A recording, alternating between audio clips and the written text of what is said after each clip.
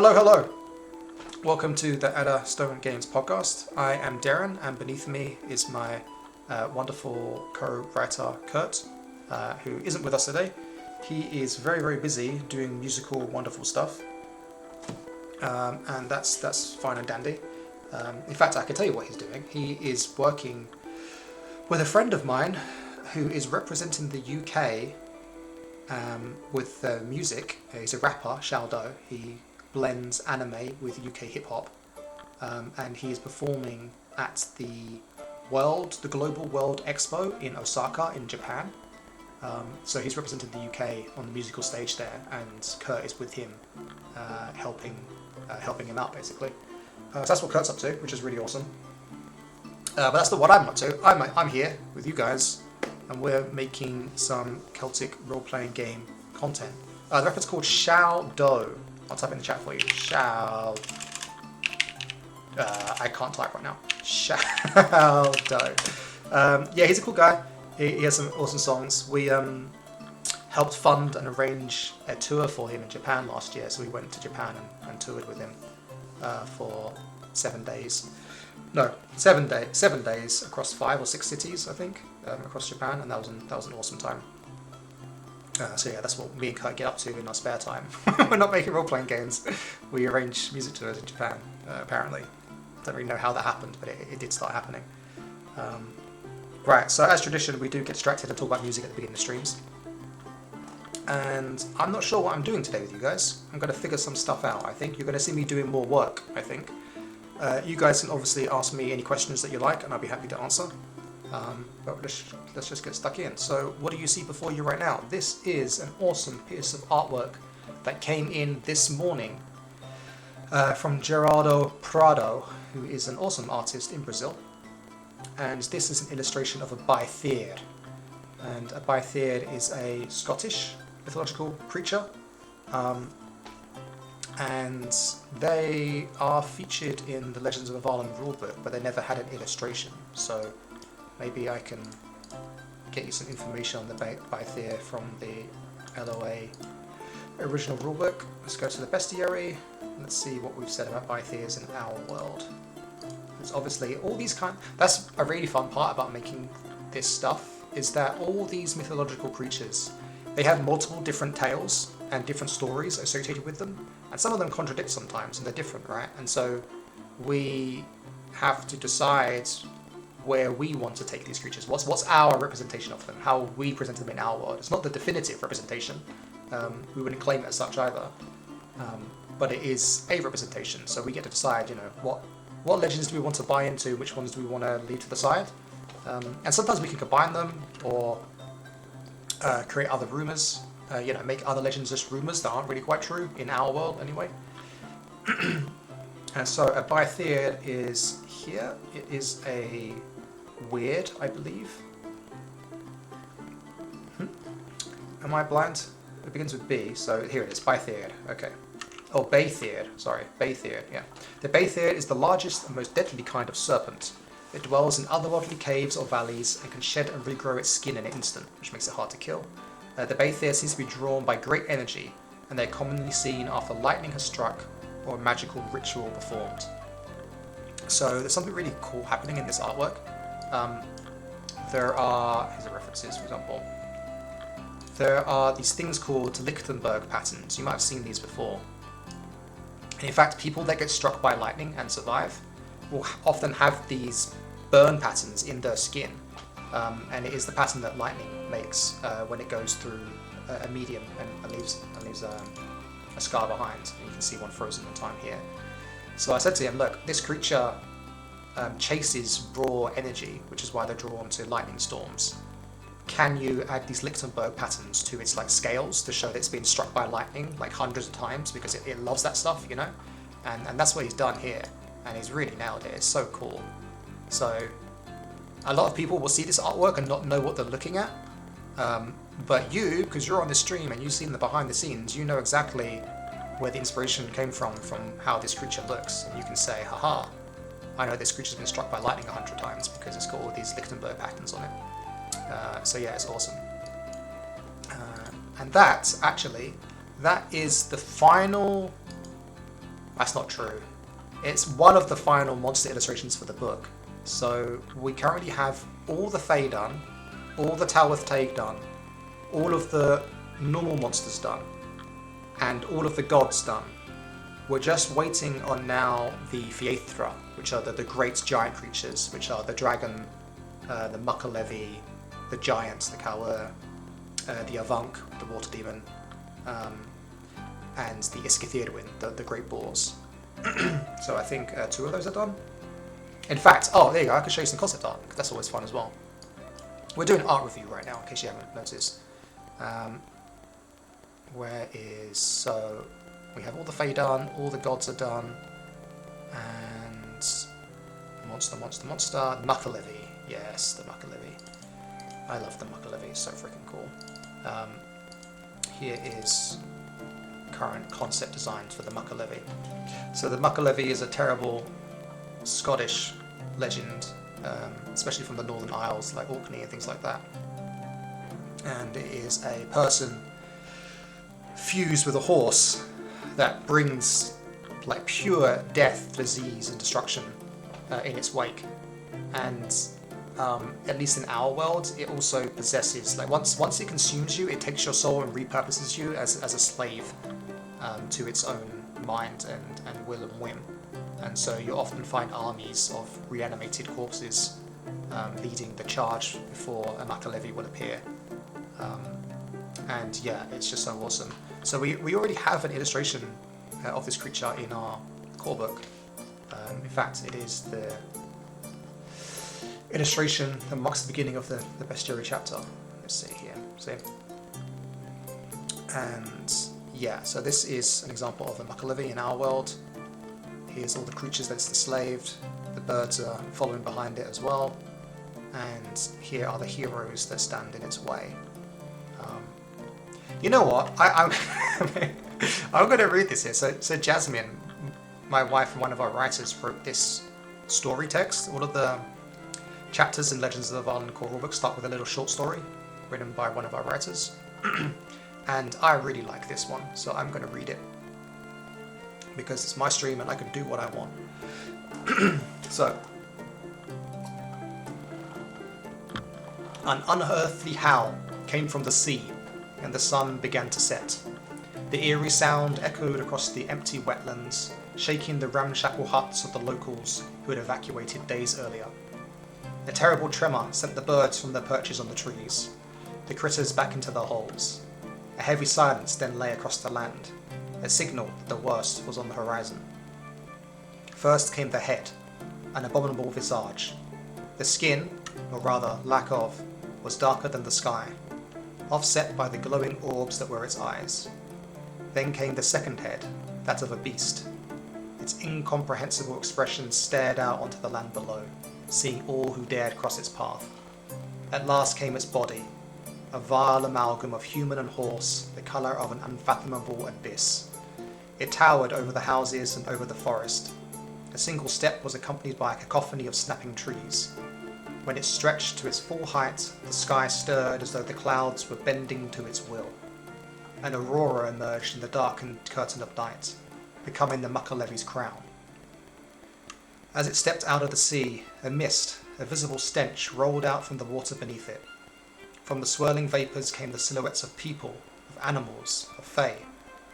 Then came the bastions of light out of the hollows of their eyes, cold, blue spotlights that scanned the ground in front of them. Black masses of birds swirled overhead.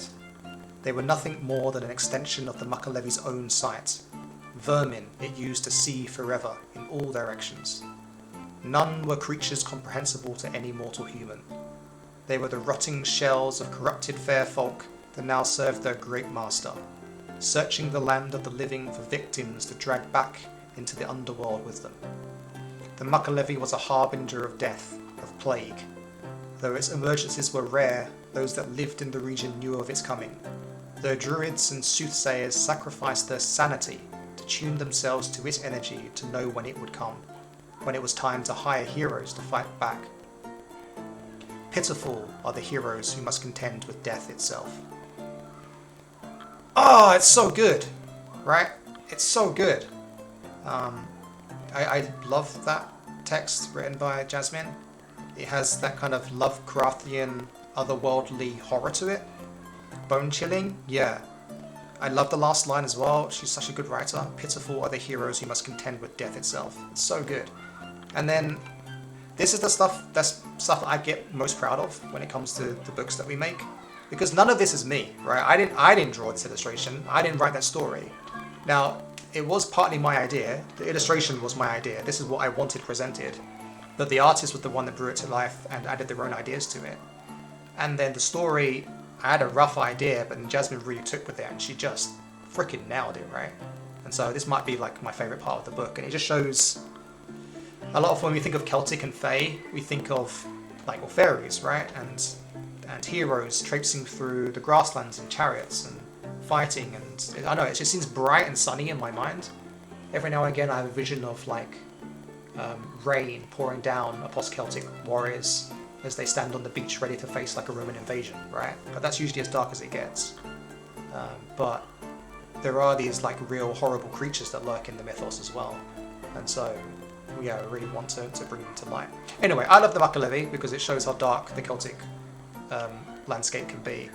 And we're getting new illustrations done for it. And these are the concept sketches, right? And so hopefully next week, or maybe the week after, I'll show you the final version and you can see where this illustration ended up. Cool. Alright. What are we doing next? I wrote a list of things that I wanted to do on stream, and then I don't have the list on me, and now I've forgotten. Anyone have any questions? I'm going to go check my list quickly, actually. But then I'm afraid you'll see some stuff, so I'm going to go to this screen.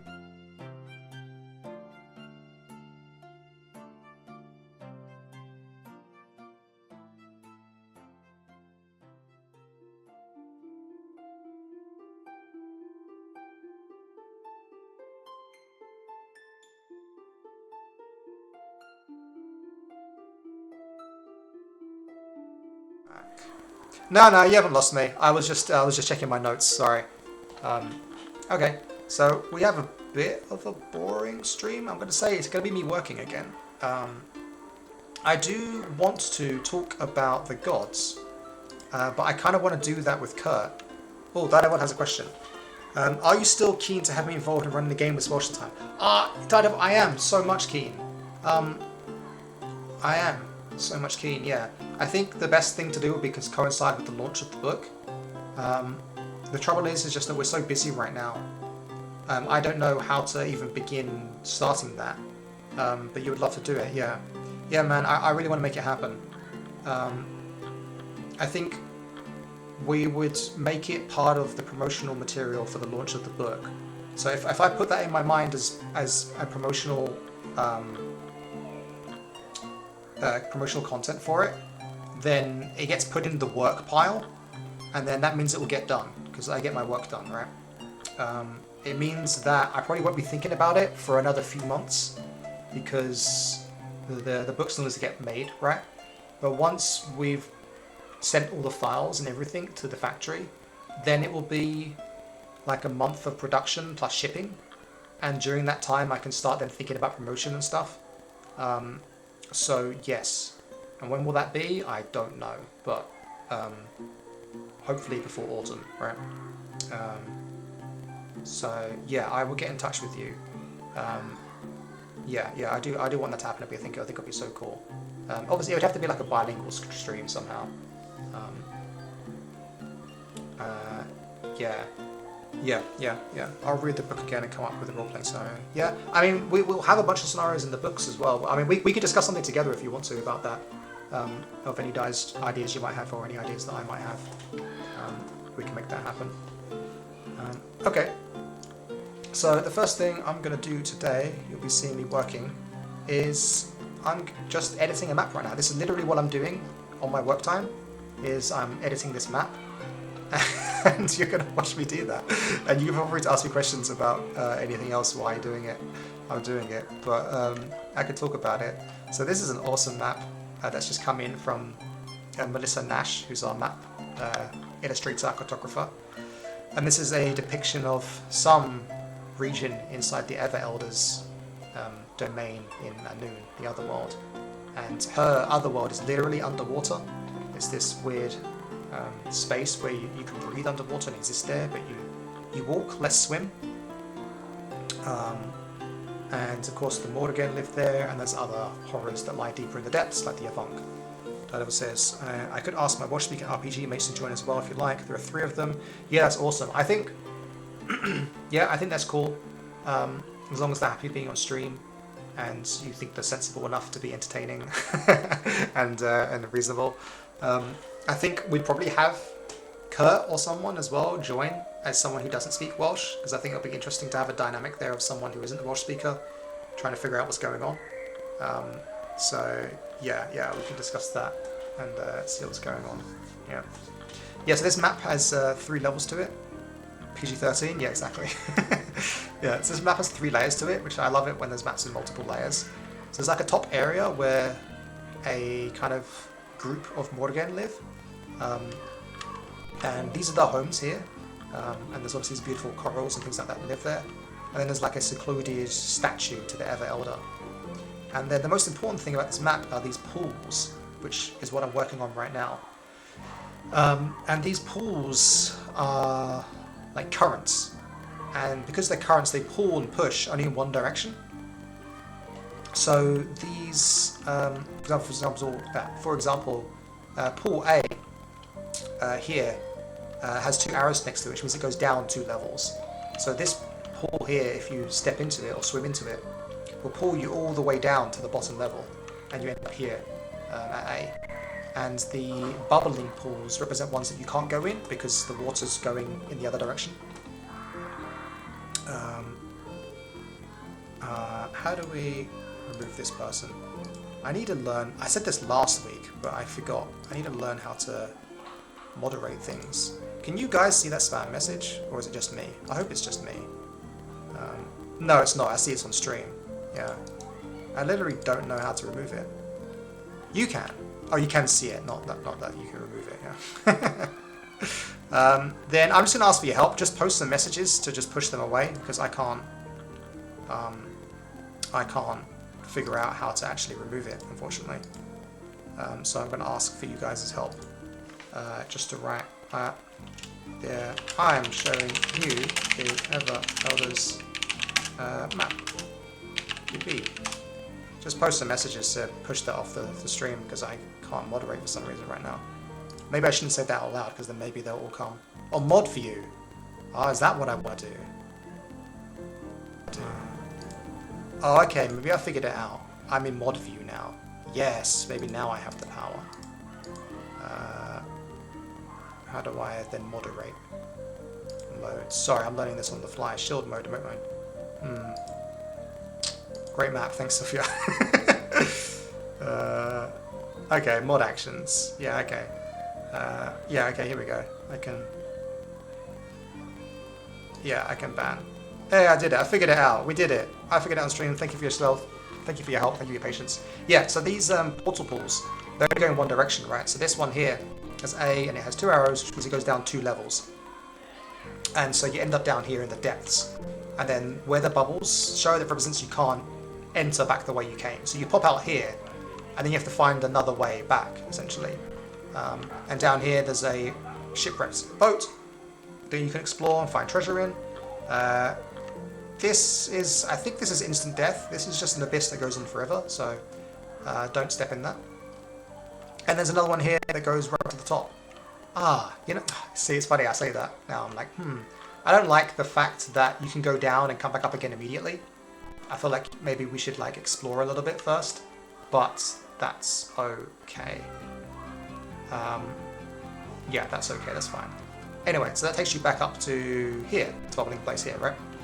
And then there's another one here, C, that goes down, and then takes you to the middle level, where there is a field of jellyfish, and some other places that you transport to. And this weird eye thing. Chat, hey, you can help me here. I don't know what this eye is. I just wanted something weird on this map, because it's the Ever Elders world, and it's strange. And I just came up with the idea of a big eye in the ground. I told Melissa, and she drew it, and I really liked it. And so it's there now, but I don't know what it is.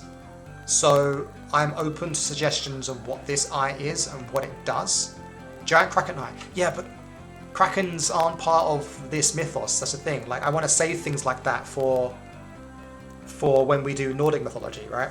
Or Greek mythology, as the Kraken goes, I guess. Kraken's Greek, isn't it, actually? Yeah. So it has to be something else and weird. And I don't necessarily want it to be... Maybe it could be a monster that can come out. I don't know. But if you've got ideas of what it might do, it's less important what it is, more interesting as to what it can do. Like, if the players end up here and go past this kelp and they find this eye, what can they do with it, you know? And even better, bonus points if you can tie it to some kind of Celtic legend, right? Yeah, there's a field of jellyfish here, and then here is an Avunx layer, which has skulls in it, and bones and things, but they're not there right now because I'm making changes to them. So, what? Oh yeah, no wait, there's one other thing as well. There is a secret chamber at the top level, which has treasure in it that's hidden by the Morgan, and you can only get there by venturing through the other portal paths, basically, the current paths. So yeah, this map is so cool. It's like they're very small sections, but they have lots of obstacles in them and interesting things to encounter, and then it's kind of like a maze, figuring out how to navigate between them all. Zilphia says, giant sea creature trapped, stone imprisoned. Yep. Actually, that kind of syncs up with the legend that we're adding to the game at the moment. Okay, yeah, I can keep that in mind. Right, so what I'm actually doing right now is labeling these portals, these current paths. So if this, you let me know if this is like weird or tedious to watch me do this. This is the first time really like properly working on stream. But let me know. So we've got A, B, C, D, E. That's that. And then we need C is here, D is here. So that would make this F, I guess. And this one, I think, goes down a level. So I'll copy this, put this here. F, it goes down one level. And that one connects with this one here. Yep. So then I'm just going to copy and paste this here. And put that here and delete the arrow. There you go. This is what I'm doing. You could call it Llygad Llŷ, Eye of the Sea. Yeah, I'm down for that. Oh, okay, actually there is one caveat, actually, I just realized. And this is kind of where I've screwed up a little bit. I got a bit ambitious. These maps are supposed to represent generic locations that might be frequent, only somewhat frequent, in the world. And the reason why that is so that the game master can put these maps, they can be flexible in where they put these maps. I don't want there to be necessary lore implications, so the broader lore about something in the map, because then they'd be restricted and about, you know, if the players interact here, it interacts with something else. I want it to be flexible. So whatever this eye thing is, I'm not saying it's frequent, but it has to be something that can exist multiple times. So Llygad Llŷ, we'd have to make it like one of the eyes of the sea, or an eye of the sea, as opposed to the eye of the sea, if you see what I mean. And then whatever lore we create for this thing, it has to be something that happens multiple times. So it has to exist in multiple places. And yeah, those are more constraints that I'm now giving you guys as writers. So yeah, work with that. Okay, we've done F, goes to F, and then E, F, G is next, and that's here. So this is an outport because it has the bubbles. So let's make this G. And then G connects to... Wait, where does G connect to? Huh. Is it this one? This one's that one. Oh. It goes here, doesn't it? Yeah, okay. So this is where I'm going to check Melissa. So what I'm doing is Melissa already did some labels, but I wanted to redesign them, basically. And I also didn't like the order that she did. No offense, Melissa. But it was kind of random, so I wanted to make it more logical to look at. So her C goes to here. Yeah, right. Okay, got it. So that's my G. Then this is here, and it'll go down one. So I need a one with one down, just this. And then this is G. And then hopefully this is clearer than what I had it before, otherwise I've just wasted my time. And I think that's everything. Everything's now labelled. Yeah, cool. Okay, let's see. Didavid says, incoming of the King, a book about Meredithin, one of his eyes is plucked out in a Nuvin so he can see the other world. Ooh. His eyes plucked out and placed in a Nuvin so he can see the other world. That's cool. That's cool.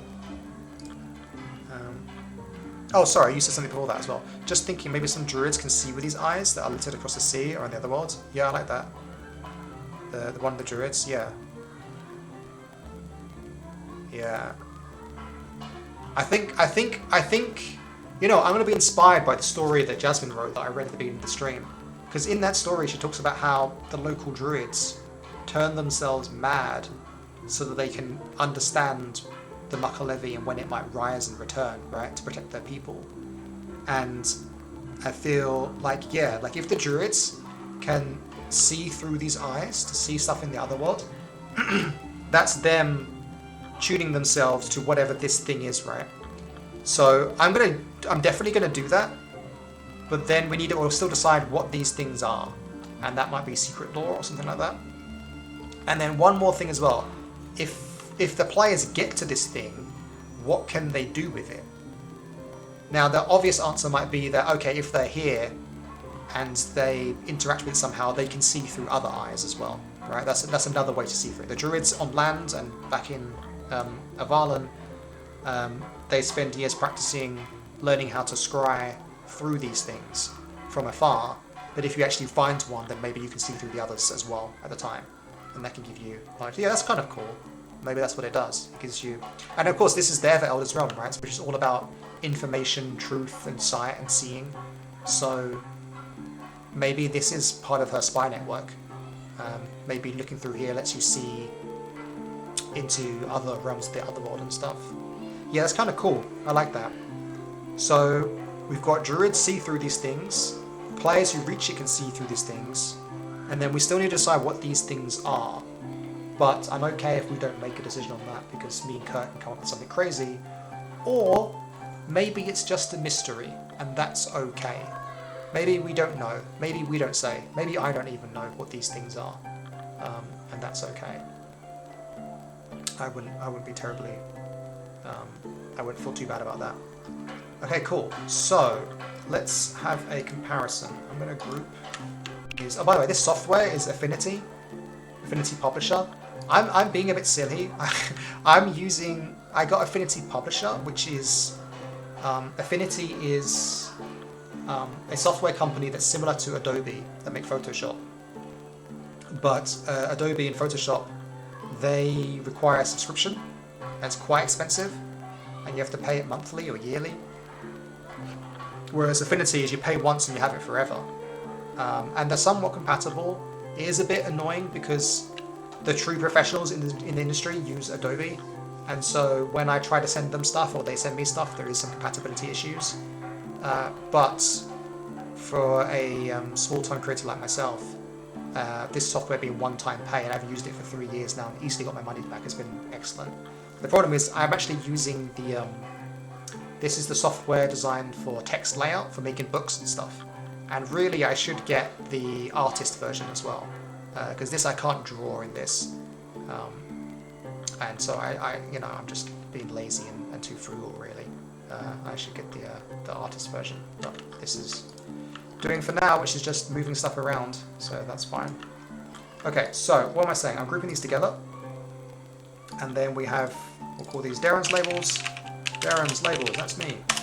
And then we have Mel's. These were Mel's original labels, and the reason why I didn't like them was because they were in the pool quite large, and there wasn't really a good order to them. Like B is here, G is here, A is here, and I didn't feel like I knew where to go from there. I guess A is A, B is then down here. And also the different colours. Whereas what I did was made them a bit smaller, made them a better font that kind of fit the art style better, and then I added 2 arrows for when it's going down 2 levels, and then 1 arrow for when it's going down 1. So now I feel like you better know where to look. And is that true? There's only one way down to the bottom layer here? Yeah, and there's one way up, and then C goes here. Yeah, cool. Alright, I like that. It's A, B, C, D, E. Then where is F? There, F. Oh, this should be F. God damn. Okay, cool. Well, that's fine. I've noticed it now. This should be F, which means this should be F, And then this should be G. G might be hard to find, but that's fine. There's not very much I can do about that. Okay. The next thing I want to do to this map before I declare it ready is these grids. I don't like the way they change colour depending on what surface they're on. I'd rather them be more uniform. So I'm fixing that by... How am I fixing that? Oh yeah, I'm making them black. Recolor. I'm making them black. And then I'm turning the opacity down to like 10%.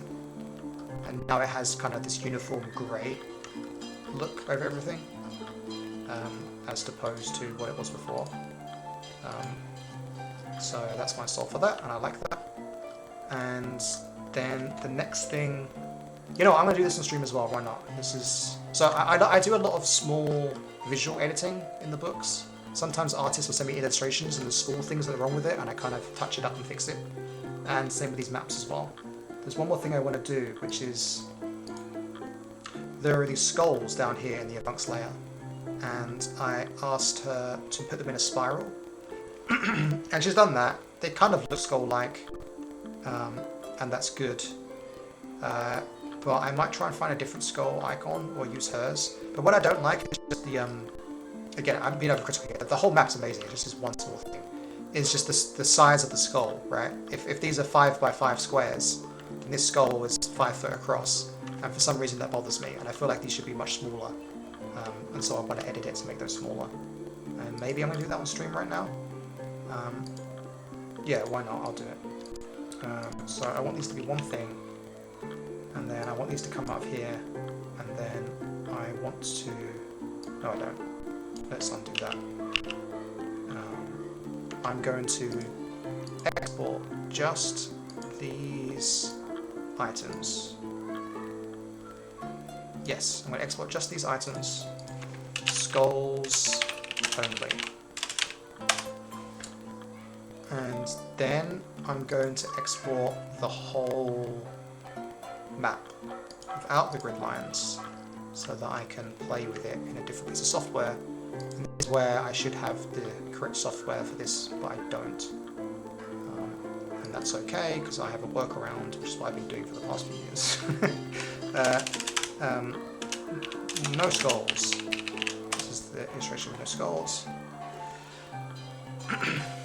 And then we go and find that artwork. Where is the map? Oh, while I'm here, you guys can get a treat and see another map. I don't know if you've seen this map before. Tell me if you have. But if you haven't, I haven't finished editing this one yet, and it's something I want to do today as well. But let me know if you've seen this map before, because I don't think you have.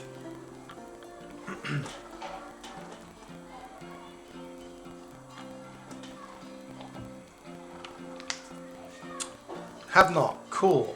So yeah, I really like this map as well, and I need to touch this one up too. So what's going on here? This is a map of part of the Ever Mother's Otherworld. So this is like a forest labyrinth. Didovod, I'm so sorry. You told me the name for these things on a stream like 3 weeks ago, and I keep forgetting it. It begins with a C, right? I think the name for the forest labyrinths. Anyway, you inspired me, and I was like, yeah, let's do that. Let's make a labyrinth. Kerdroya. Yes, yeah. So I'm going to use that in the book. And the idea here is, I don't know if I've made this too difficult. This will be fun to playtest, but I'm not going to change it. So if it is too difficult, whatever, please just have to get over it. But this is like a true labyrinth, right? So how this works is there's trees and there's bends and stuff, but where there is, again, I might have to change these labels, but at the moment how it works is where there's a capital letter. No, I thanks Sylvia, but I know how to find it when I'm off stream. Where there's a capital letter, if you walk that way, it takes you to the letter that's in the parentheses here. No, I just lied. Did I just lie? Or is it the other way around? I think F takes you here. Oh, I need to check the notes. No, yeah, no. It takes you to the letter. It takes you to the capital letter. Okay, it takes you to the capital letter. That's right. So if you walk through here, it takes you here. And if you walk through here, it takes you here. But then also if you walk through here, it takes you over here as well. So the ones that are capital letters go both ways. You can walk in and walk out. And the ones that are lowercase, they take you back here. But then if you go back the other way, they take you back over here again. So you can't go back the way you came if you go through a lowercase letter. And my intention is that for the players, they can't tell when they're walking through one of these portal places. They have no idea. To them, this spot just looks like a normal passage through the forest that leads out of here, right? So this is like a truly multi-dimensional maze in a way. And there's this wonderful sacred grove in the center of it that is quite difficult to get to, depending on where the GM places you to begin with. And at least at this point here, there's a multi-path that takes you back up here. And then a bunch of these paths take you to the top here, which is the Deadwood. And this is where the Iskithirwin is prowling and other creatures might be. The issue that I have with this map at the moment is that there's not enough space up here for the Deadwood.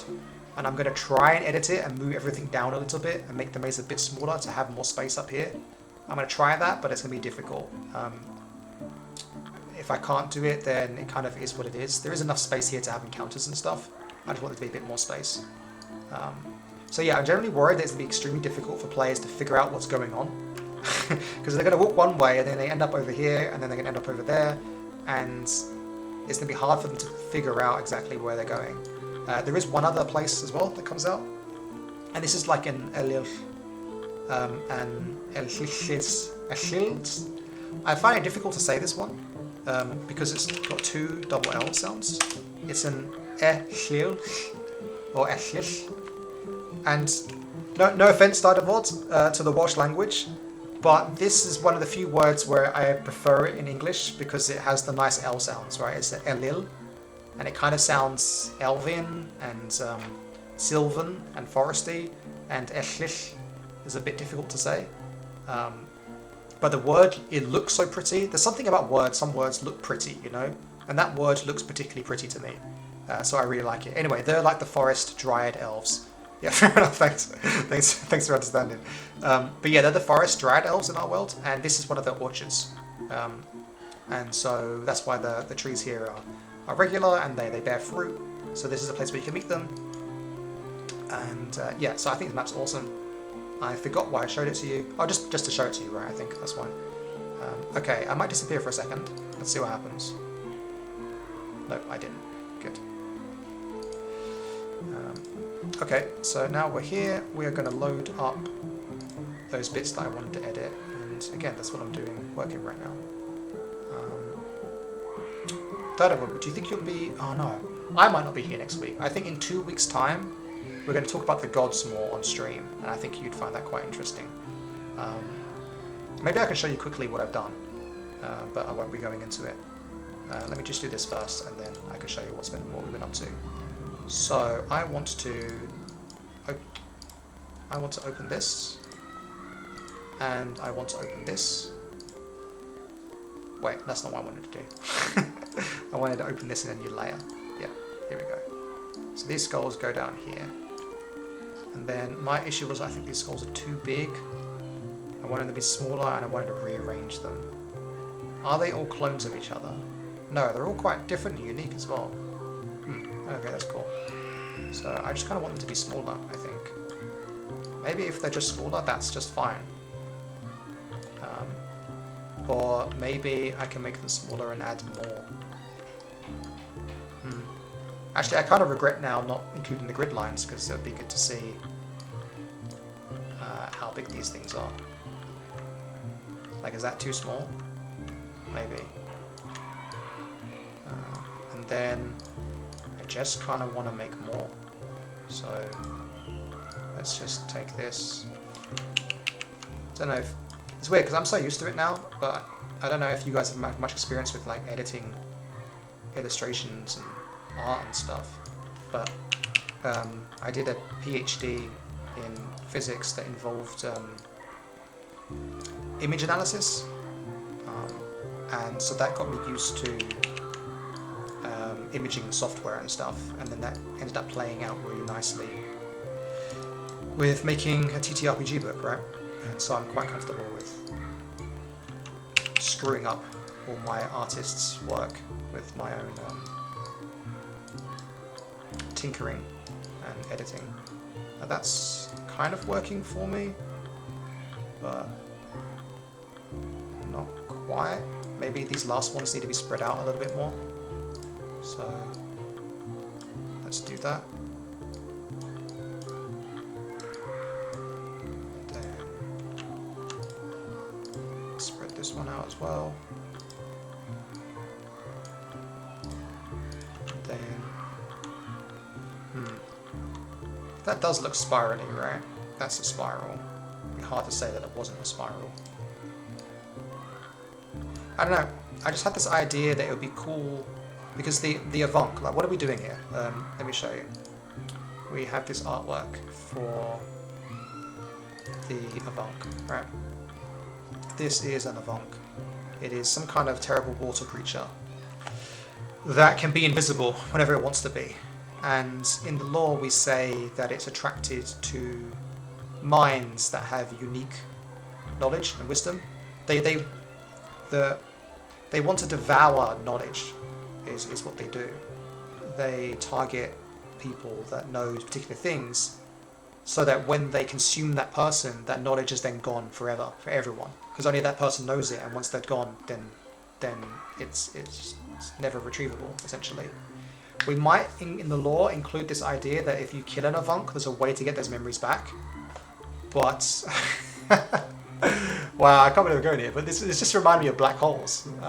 Again, it's the physicist in me coming through, but there's a long-held conundrum in physics about what happens to the information that goes into a black hole. Because there's certain theories in physics that state that information cannot be destroyed. It's conserved throughout all time and space.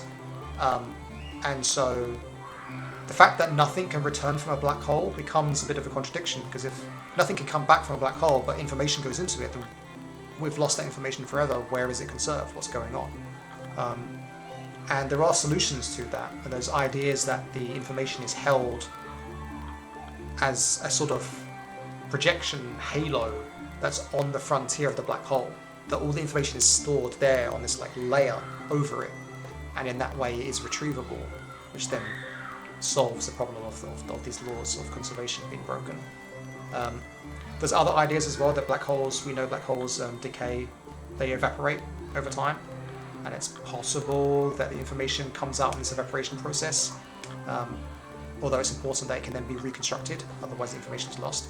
So when I think about an Avonk, I'm now thinking of black holes. I'm thinking, okay, these things take in information and remove them from the universe, essentially, which is what our understanding of black holes is. But that violates some core principles of reality, and so maybe there's a way to get that information back. And that's kind of where my head is playing with. And I feel like if you kill an Avonk, there must be a way to get the information out of it somehow, so it's not actually gone forever. That's recent lore that I've only just thought of in the past few days, but I think that will make it into the book, yeah. Anyway, so this is an Avonk. And so because it takes information from the mind, and this isn't a layer for the Avonk, I thought skulls would be the best thing to represent that here. And then I just had this idea, well, wouldn't it be interesting if there was some kind of intelligence? Like, I didn't want it to be just a pile of skulls. I thought it would be more interesting if they're kind of arranged in some pattern, and you wonder, when you come across it, the players wonder themselves, well, what the hell is this Avonk doing? Why is it doing this? And you're not going to know. And I just think that adds some mystery and some horror to it. So I just said to the artist, put skulls in a spiral. That's where the idea came from. And I don't know how I feel about it now. I don't know what I need to do to kind of fix this. It does look like a spiral. Maybe it's fine. Guys, it's fine, right? Is it fine?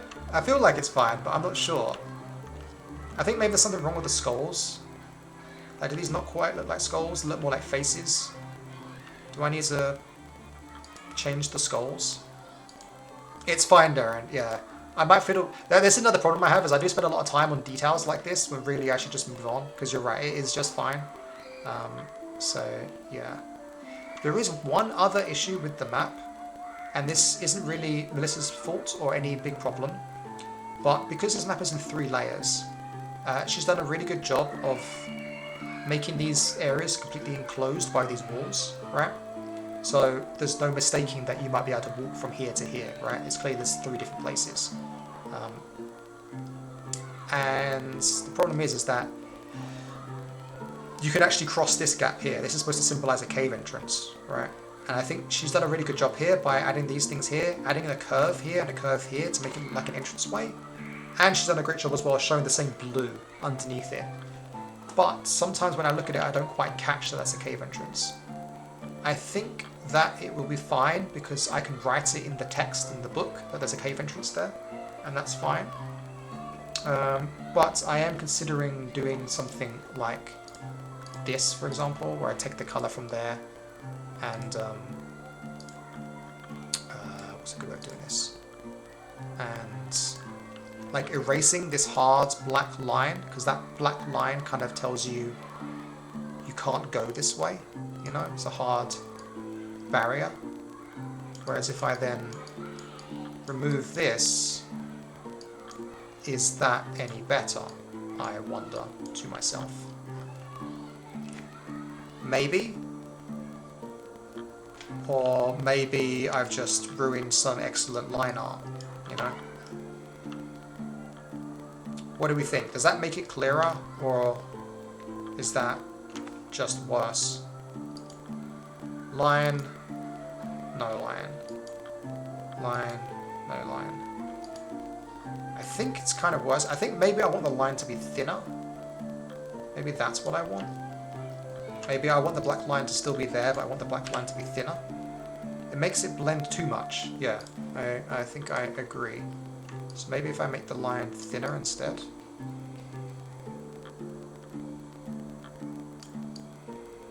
Like so. Maybe this helps convey better that this line is different to all other lines. It is a special line. Is that better? I think that's better, you know? I think that kind of conveys better that, yeah, this line is different. Maybe I like that. What do you think about this? Yeah, I think that's better. That works for me. Cool. Good work, team. We did something. So again, this is just small details, right? Like, what have I done here? I've just made that line thinner, and I spent 2 minutes on it. Or maybe longer than that, really. But I think it makes a difference. It's just all about clarity. Cool. See, I'm doing this crap all the time. Just tinkering with little things to try and help make things more readable or better in some way. So, now that I've done that, what do I want to do? I have 2 layers here. I have this, which I can then take out here, and I have this. So, I want to export this, which is the skull edits. Oh, is it the color of the skulls as well? Is the color of the skulls weird? No, it's underwater, right? That's like underwater skull color, isn't it? No, again, I should just leave things alone, right? But I care too much. It's like when you do an interview and they ask you what your flaw is, and you're supposed to say something that's technically a strength taken too far. And my flaw would be I care too much. They're like, oh wow, this guy cares a lot. Yeah. Yeah, I'll leave it as that the artist knows what she's doing. Okay. Right, I'm gonna export this. I just want to save this layer. Save as PNG, skulls only, edit. And then I'm also going to save the cave entrance. Edit file, save as PNG, cave entrance, edit. Then we can quit this. Then we can go back to our map, and then we can import those and make the changes that we want. Where is it? Map. Edit Elder's Realm. Skulls only edit. And if I import this, it should fit quite nicely. Right here, right? There we go. They are there. Very good. And then we have the cave entrance edit, which we can also just line up, and it should fit quite nicely. There we go. Very good. Am I happy with that? Yeah, I'm going to say I'm happy with that. Okay, then the last thing I wanted to do was the grid, which I've done actually already. Huzzah! Thank you, Sylvia. Now I just need to export it. So File, Export, PNG, whole document, Export. This is the Ever Elders Realm with a grid. No grid. This is no grid. So that already exists. Okay, I'll call it edit then. Save. And then we add the grid. File, export, whole document, and it is the same thing but with grid. Sure. And that's me editing some maps. Cool, nice, easy peasy. So, I promised you now that I would show you a little bit of what we might be doing, or what I've been up to when it comes to the lore and stuff. If you're still here, Didavod, you might probably be interested in this. Is Phobo Monster still here as well? If so, hi Phobo Monster, how are you doing? Let's see here. So, what did I do this week? This week, I feel like I should publish this somewhere, because it is quite a lot of research, but it's not well organised. It's notes that are useful for me and Kurt. I reckon 30 minutes, 40. So what we did during stream last week and in my working time was I found almost every god, Celtic deity that is attested in Gaul, in Britain, in the Irish cycles, and in the Welsh myths, as well as some Scottish folklore as well, and wrote them out in alphabetical order with the information of what tradition they come from, what's their portfolio, any stories we know about them, anything we know about how they look, and then how we might want to include them in the world. So that to you? Yeah. So it's comprehensive. I wish, and most of these as well, you can just Wikipedia. Like, these names should lead somewhere. Yeah, so these places, and the coolest part about them is a lot of these gods, they're just attested on shrines, right? The names are written into shrines. And we don't know much else about them, other than often they won't tell you what the shrine is dedicated to, just where it's found, and we get clues from the name. Yeah, your book as well. Your book was so good, Sophia. I think I found a PDF for it, and it was really useful. And yeah, I guess maybe I'll ask you some questions about some of the ones we chose at some point. Yeah, so I just took every god that I could find and wrote it in this list, and then kind of color-coded them based on how important I thought it would be to include them. Either because they're so famous, like as a god in the pantheon that people would know, people would expect them to be there. For example, the Morrigan, right? It'd be weird to include Celtic deities and not include the Morrigan, for example, and Lear or Lear. And then also ones that I thought were super interesting, that would add, that had an interesting portfolio that I couldn't find anywhere else, that adds an extra dimension to the Tylwyth Teg in Avalon. So this one I really, really liked. This is Rose Meta. Is this what I want to talk about? Yeah, Rose Meta. She is super fascinating. She is seen in Britain and in Gaul. So this is a shrine that's attested to in multiple locations. She has many shrines and many worshippers all over the lands back in the day. And her name, has this kind of epithet of the goods supplier, someone who brings goods. And we suppose that her portfolio is textiles, prosperity, fertility, and bounty. So she's kind of like a trade goddess of like good fortune and you know, just creating wealth essentially.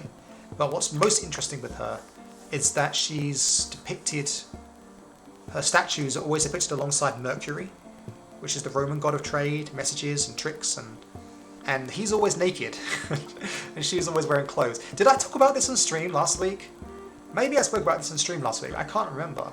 But I don't think so, because her name's Rosmerta, and she comes later in the alphabet.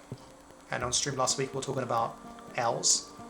But maybe Zofia, if you remember, I spoke about this last time. Anyway, but what's fascinating about her is that she's definitely a Celtic goddess, but she's always paired with the Roman Mercury. And I find that really interesting, of the blend of like Roman gods and Celtic gods. And so I want to play with that idea in Avalon somewhat, somehow connect this Teleth Taig with the Raxian otherworld somehow. There's other cool gods as well that I found that are interesting, that are old. Sukalos.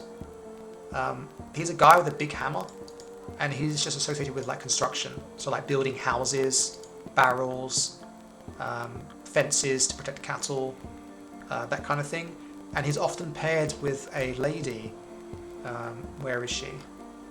Oh gosh, where is she? She is somewhere. Is it her? Yes. Nanto Suelta. Again, Gaulic or Gaulish. And she's kind of like a home goddess, domestication, like domestic duties, things like that, but they're often paired together.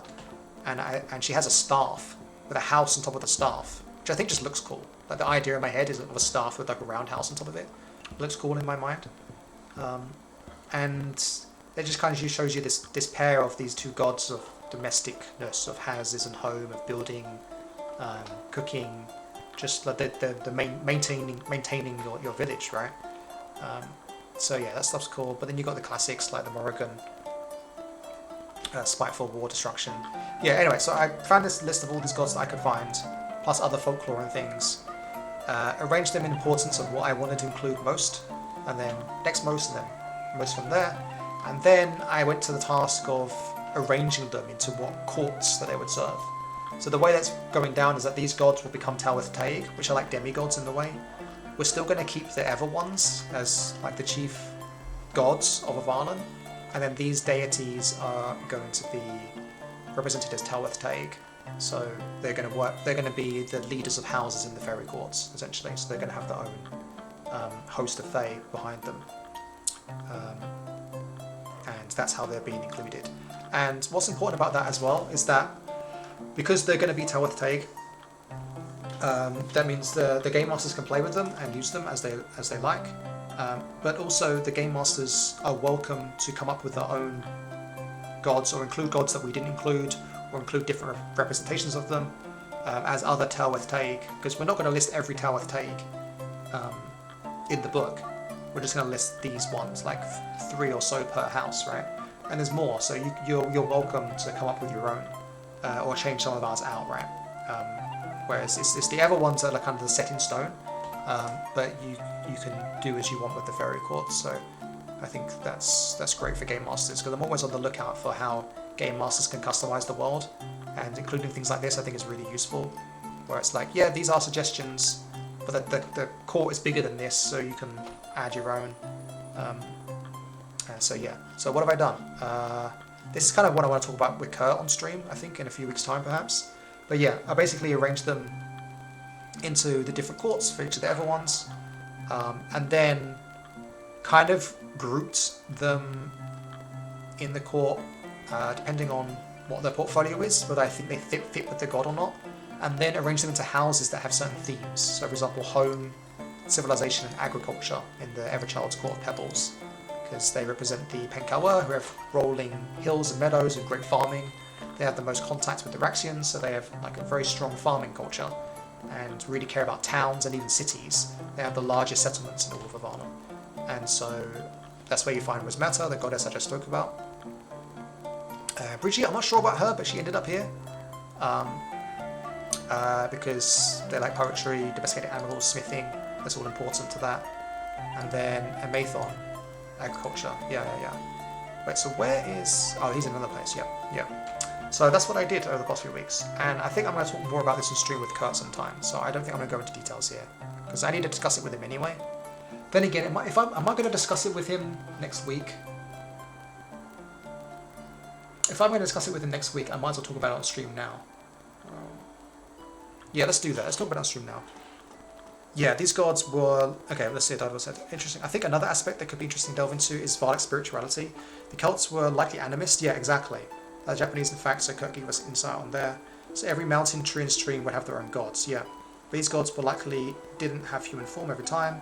I imagine the... Yeah, exactly. Yeah, it's really interesting. It's hard to know everything of what to do.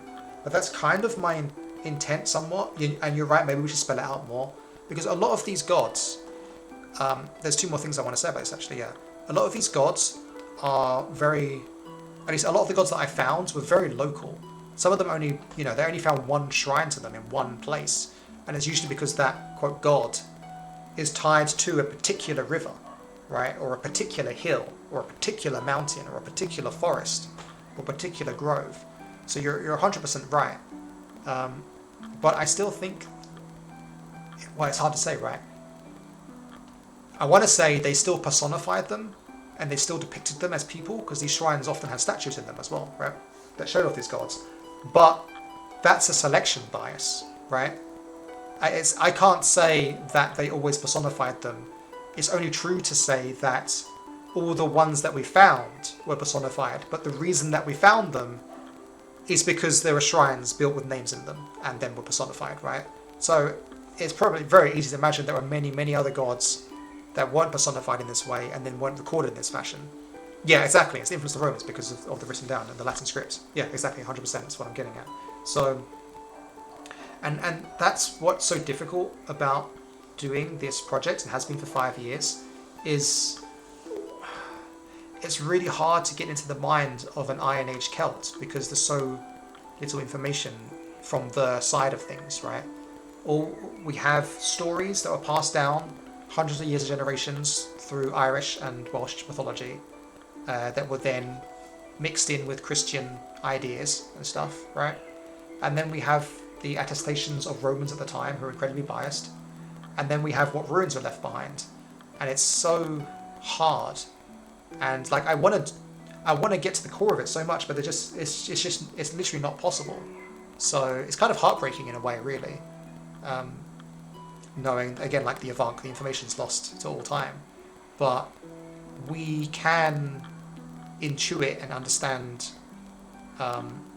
by piecing everything together from all different angles to kind of like hone in on like what we think they did believe. And yeah, that's part of it. River Boyne's a great example of that in Ireland. Yeah, cool. Yeah, exactly. Yeah. What was the other thing I want to talk about? The other thing was the names. The names are so good. Okay, I'll see what I said then. One thing I've heard is that they would have viewed their dreaming. Yeah. Lives as vivid as the waking lives. Yeah, it's such a cool idea, isn't it? Yeah, because dreams represent the other world and the divine, right? So why wouldn't it be real? Yeah. But yeah, what I want to talk about was the gods' names, right? A lot of the reasons why we know what a lot of these gods might have represented is because their names have etymological roots that tell you what they might have done. So for example, Taran, or Taranis, we believe they're a god of thunder because their name literally means thunder, or at least has some etymological root to the word thunder in different Celtic languages, right? And that just gave me like a funny thought at one moment, because in the modern world, when we look back at these god names, and our interpretation of names for gods is they have these awesome names, right? Taran just sounds so cool. It's a cool name. And it's a name in true because it doesn't mean anything to us. It's just the name of this god, right? But back in the day, it essentially meant Thunder Guy, right? It just literally meant Thunder Man or Thunder Guy, and or Thunder itself even. And to us, that sounds a bit quirky. It'd be like, so really, like if I wanted to really give you the feeling of being an Iron Age Celt in Avalon, I should rename this god Thunder, right? And that would better get across what these gods were to these people and how they called them and how they named them. Thunderous, maybe, right? Or Thunderous. Something like that, right? But something about that is a bit funny and odd, isn't it? We have these expectations that these gods have these really cool, grand, fantastical, ancient names that feel old and distant to us. But if you were there at the time, that's what you'd be dealing with, is you'd be praying to Thunderous and thinking of Thunderous. And yeah, I don't know, that's just a thought that I had the other day that I thought was quite interesting. Yeah. But I'm not going to do that because there are expectations and yeah, we are pulling on these original deities, so yeah. Okay, so yeah, that's that. Maybe I will talk about this more another time on stream with Kurt. But in the end, I was really quite happy with how it worked out. Like, there wasn't... everything kind of fit in its right places. And there's some interesting stories to be told here, which is fun. For example, like the arm being torn off of Nuada. Have been replaced, that kind of stuff has been kept and worked into the lore, which is really cool. And then there's some gods here that are quite obscure that I think are really interesting. So yeah, I'm excited for this a lot. There's one more thing that I want to do on stream, and it's another bit of a boring one, I'm afraid. But I think this will be useful to people that are actually designing their own games and projects as well. Maybe this should be a separate video that I might cut off from this stream. But what I want to get to is, how do I use social media to promote our games and talk about it? And I need to check something to make sure, because there's a website that I use that I find very useful, and if any of you have projects that you're trying to promote and you want to post regularly on social media, I would recommend this website to you, because it is what I use. Yeah, okay, I think I can show this on stream. So the website is buffer.com. Is it a good site? Oh, hello, Okato. Welcome. I don't know if you've seen yourself yet on stream, but this is my drawing. It took me 4 hours to illustrate this. This is my 4-hour long illustration. I have a time-lapse recording of that 4-hour time that I'm going to upload. So you can see the artistry that went into this creation. That is a joke. I didn't do that. It took me 30 seconds at best. Anyway, this is buffer.com. What do I use this for? So this is a website that allows you to sync multiple social media accounts. I am not sponsored by buffer.com, I just recommend them because this is what I've been using and I find it quite useful. There are some quirks to it, but that's fine. It's so much better than going to each individual site and posting something. So I've synced up my Facebook account, Instagram account, and my Blue Sky account. And yeah, Dadevod, I actually want to apply for funding with the Arts Council. But you're right, I've been meaning to contact people for a while and I just haven't done it. I just don't know what to say to them. I don't know what to say because the book's not in Welsh, and I do take some liberties with the Welsh. Like, I make up my own Welsh words sometimes, right? But I do it with the understanding of the Welsh language, so that they're still sensical to Welsh speakers. But it's all about Welsh history and heritage, but it's still fantasy, and it's not quite, you know, it's not an accurate representation of history, right? It's kind of in between. So I just don't know what to say to them, or I just let them know that I exist, I guess. Say, hey, we're doing this, we're in Cardiff. Yeah. Yeah. Do you have any connections with Nation Cymru, by any chance, or you just know about them? Wait, really? What?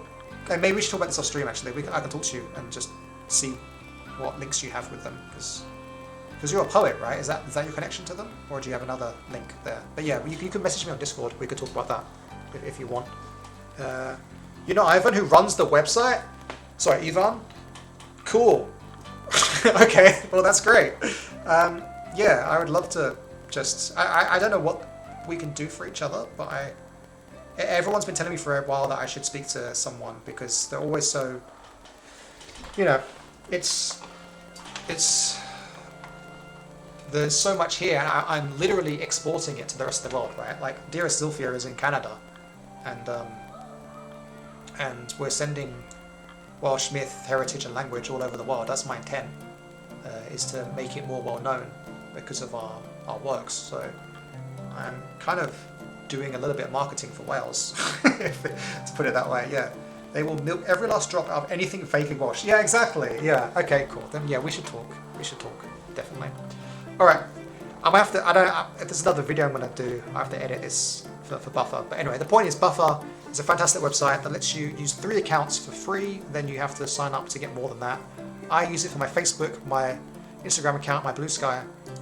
What does it do, Darren? Well, it means that when I can make a new post, and I can make it post for my Instagram, my Blue Sky, and my Facebook account at the same time. And it's so convenient because of that. It used to take me so much time to go through and do everything on all the accounts that I didn't want to do it. And if you've noticed recently that I'm now posting regularly on social media for the past few weeks, I'm posting almost something every day on my Facebook account and my Blue Sky, and every 2 days on Instagram. This is why.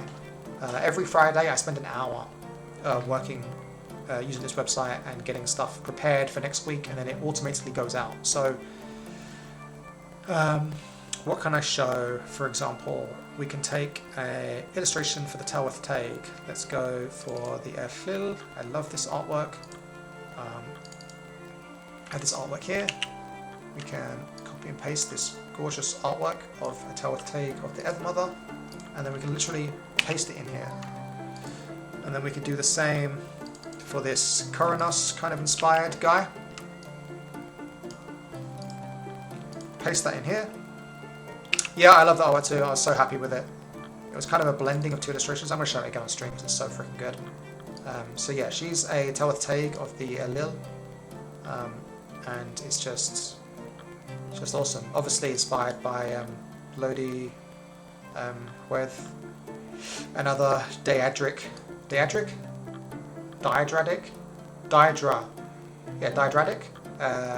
legends in the Welsh mythos and other places. And yeah, it's just cool. Anyway, put these illustrations in here, and then we want to say something. Maybe I should do this in off stream, but I would say blah blah blah blah blah blah, right?